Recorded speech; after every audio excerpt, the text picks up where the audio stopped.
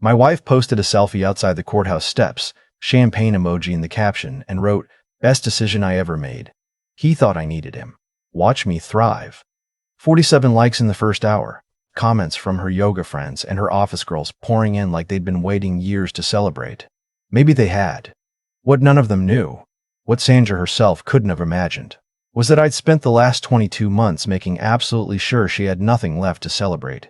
My name is Gerald Whitmore. I'm 57 years old. I spent 31 years as a civil engineer building bridges, overpasses, and drainage systems across Middle Tennessee before taking early retirement. Sandra and I had been married for 29 years. We met at a church picnic in Murfreesboro when I was 28 and she was 25. And for a long time, I believed we were the kind of couple that made it. The quiet kind. The kind where neither person was particularly flashy, but the foundation was solid. Turns out I was better at reading concrete than I was at reading people. I found out about Kyle the way most men my age find out about these things. By accident. Last November, I came home early from a consulting trip because the client pushed our meeting to the following Monday. I didn't call ahead. There was no reason to.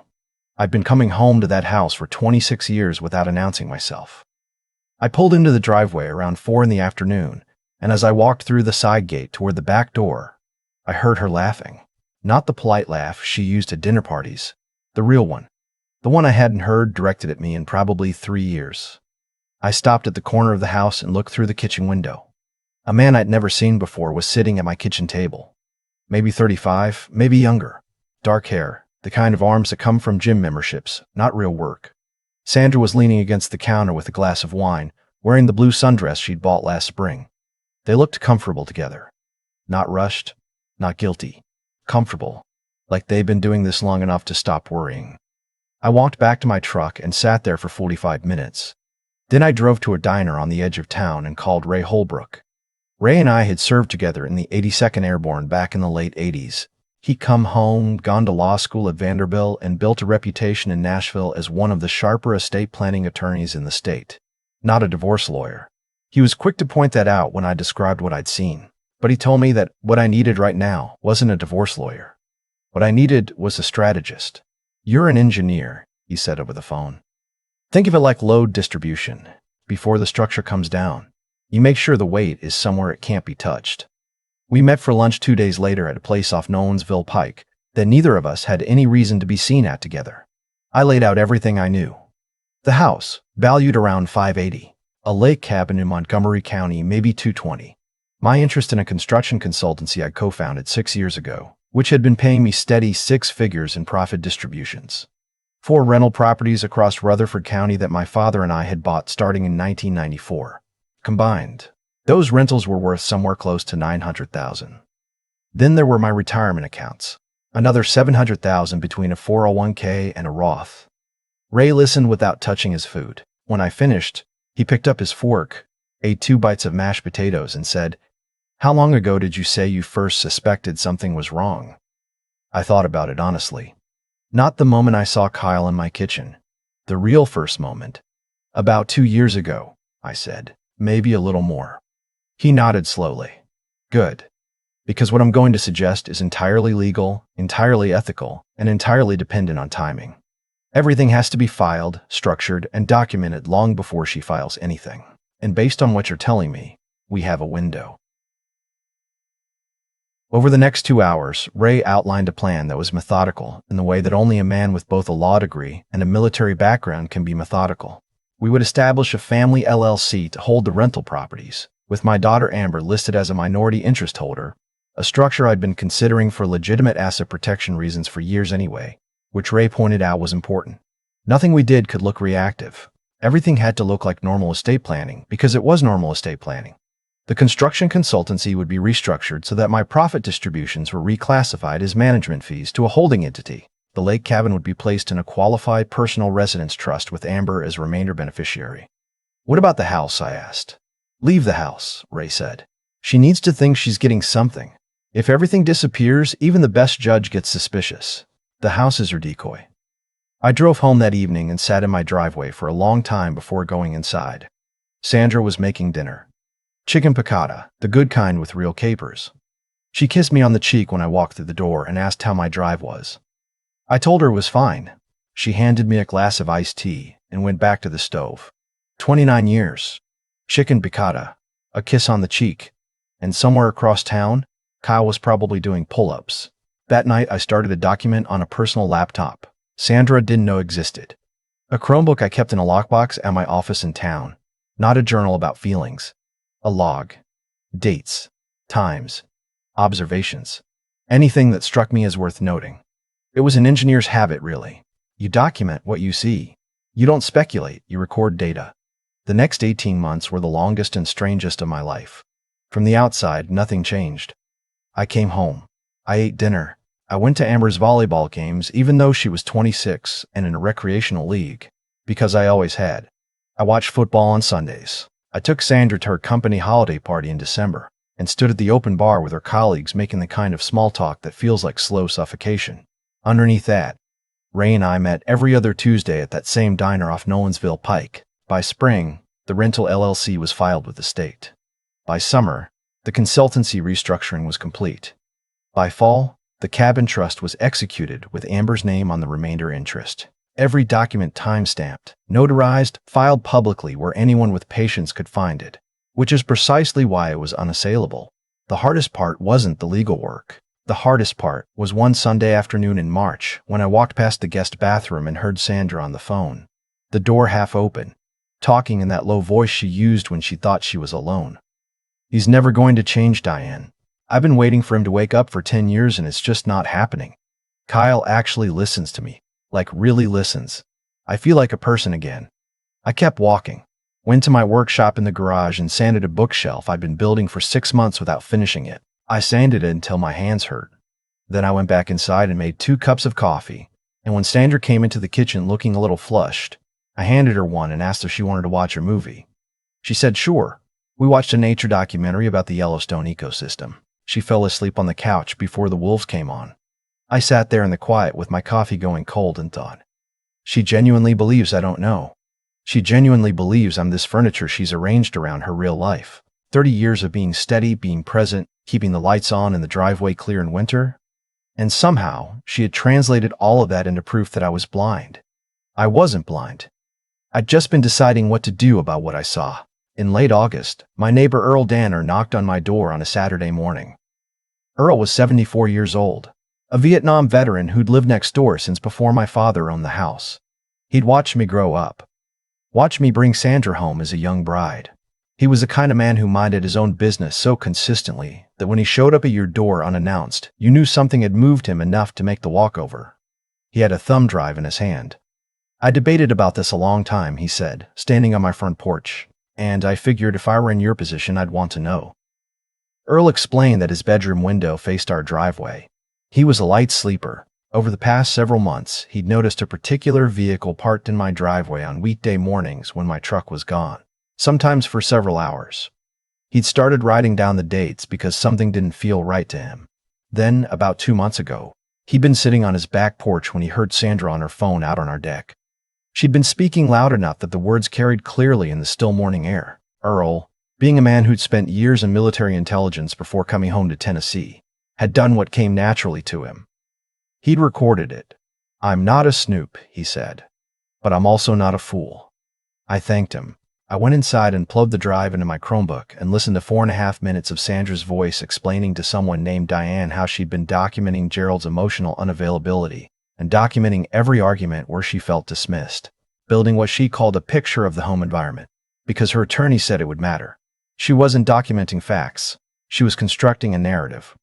I called Ray that afternoon. He listened to the recording twice and was quiet for a long moment.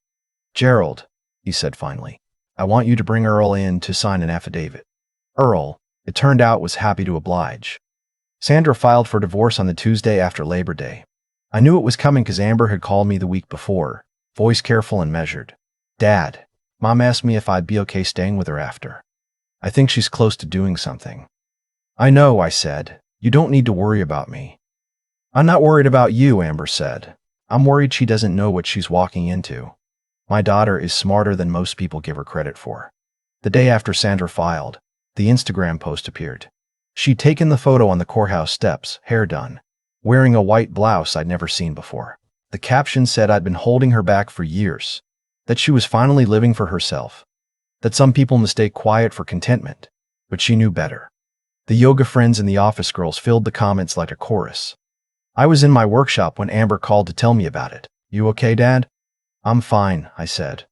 And the remarkable thing was, I meant it. There was something clarifying about the post, about the public performance of her certainty. She was so sure she understood the dimensions of the thing she was standing inside, and she had so completely miscalculated them.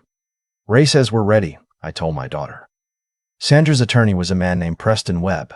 I'd seen his name on billboards around Nashville, the kind of billboards that promise aggressive representation and show a man with the practiced expression of controlled fury. He filed the comprehensive asset disclosure request within the first week that listed every property, every account, every business interest we'd accumulated across the marriage.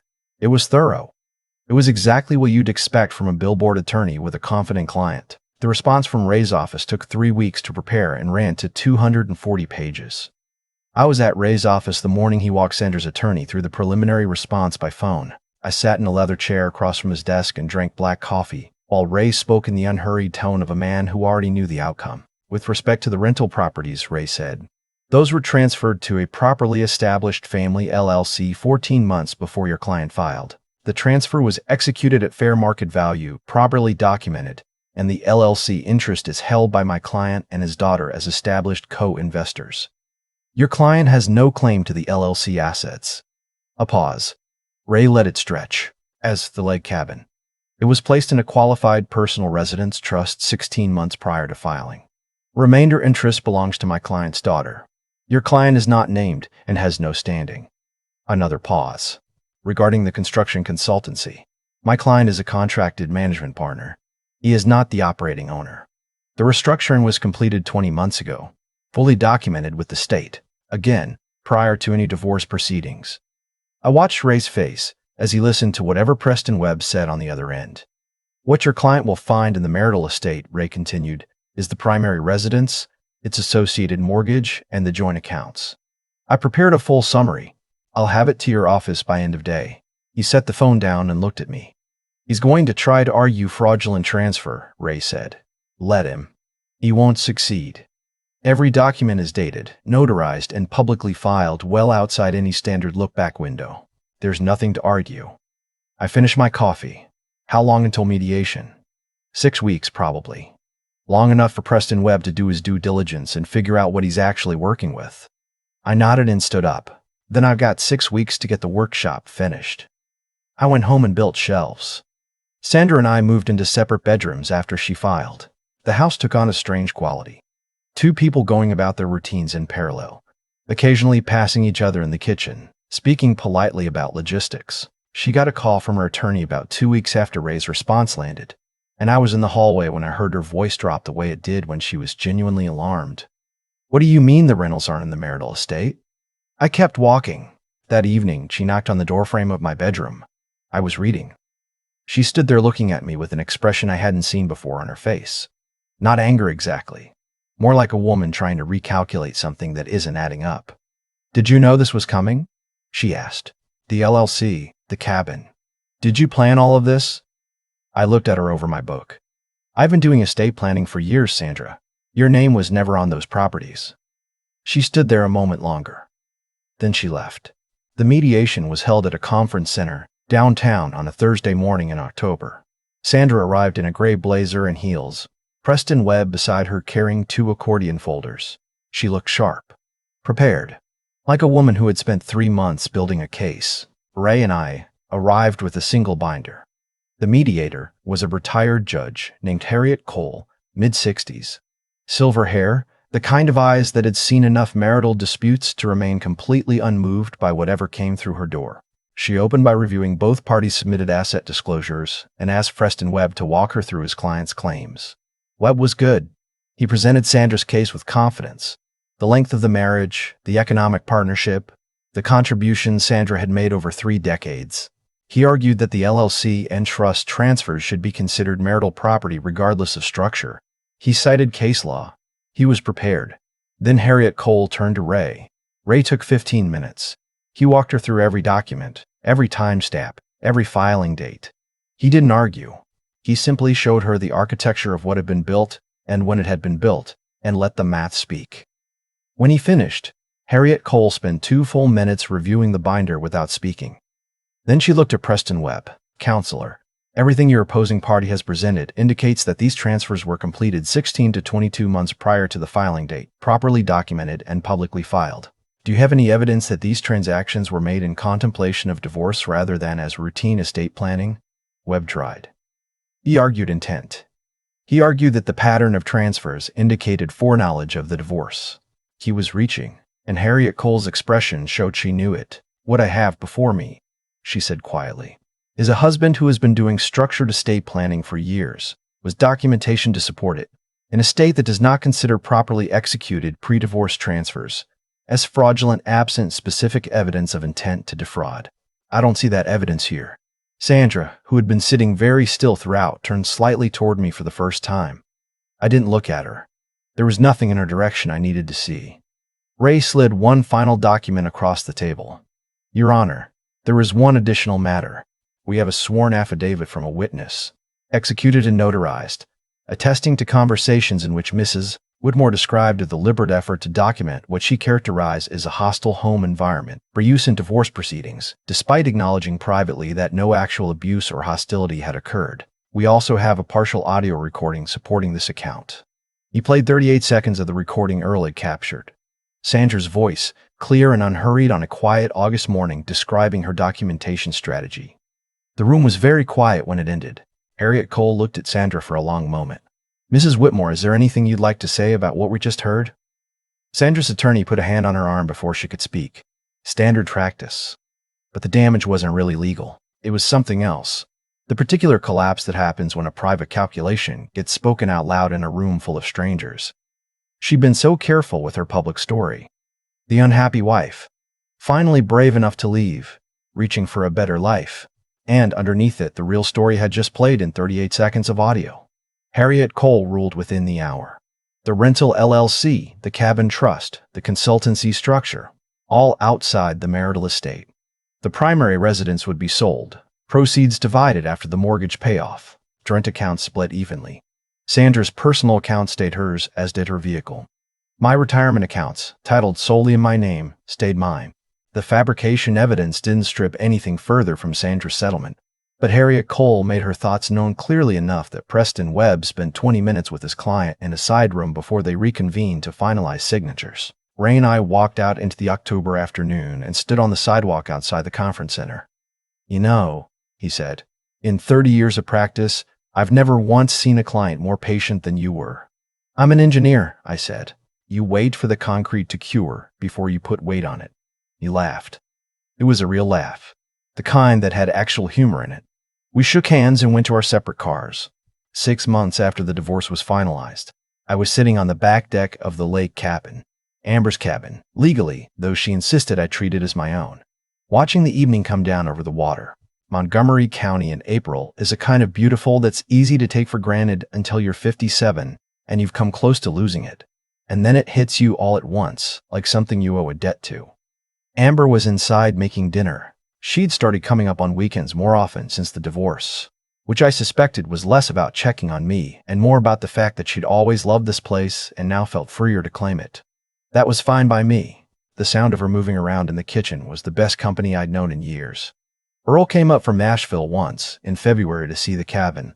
We sat on this same deck with 2 cups of coffee and watched the bare trees along the waterline, and didn't talk much. At one point he said, "Your father would have been glad how this turned out." I told him I thought he was right.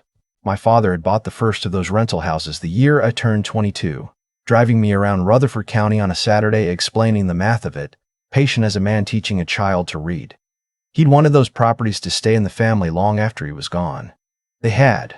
Kyle, I'd heard through Amber, had taken a transfer to a company office in Phoenix sometime around the settlement.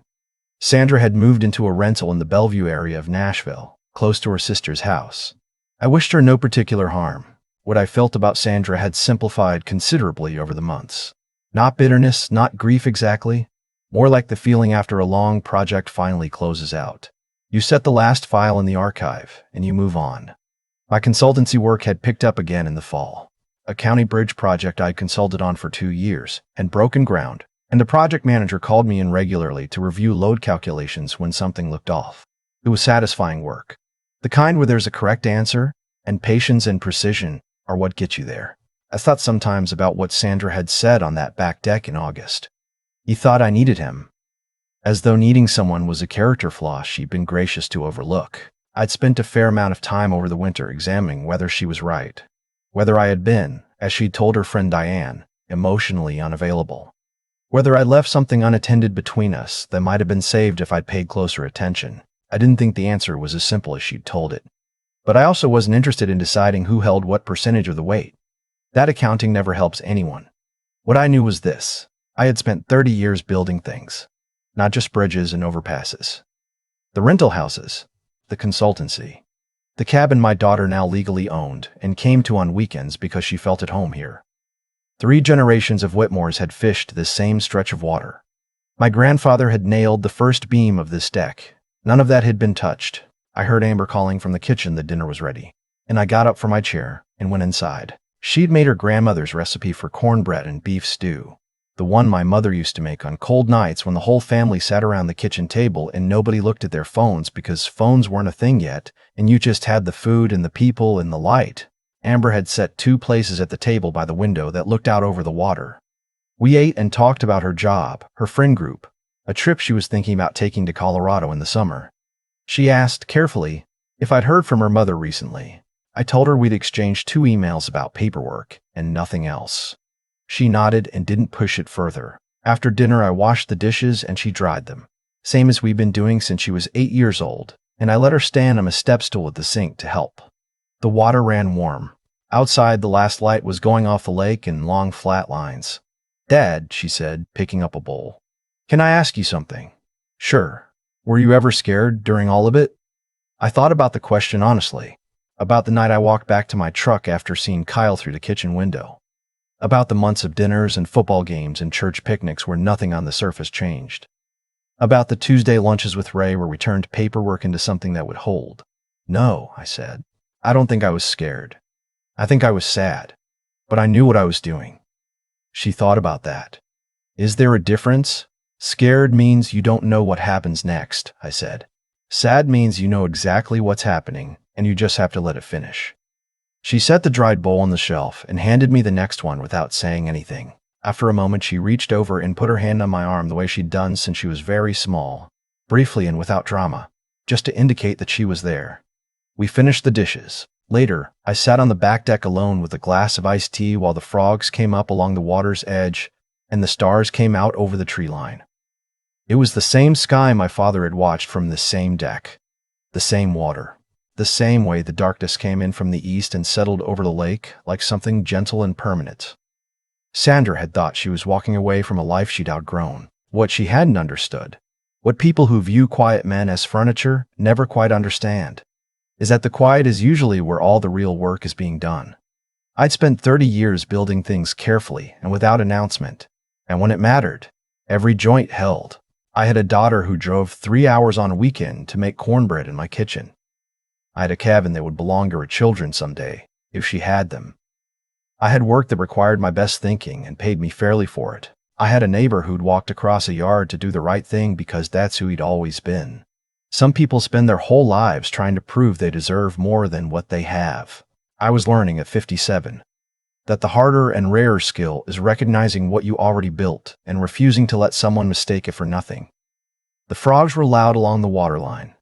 The tea was cold. The stars over the lake were the same ones my grandfather had looked at from the same chair, probably thinking some version of the same thought, that what lasts is what you build carefully, and what you build carefully is worth whatever it cost you to protect. I stayed out there until midnight, and then I went inside and slept better than I had in years.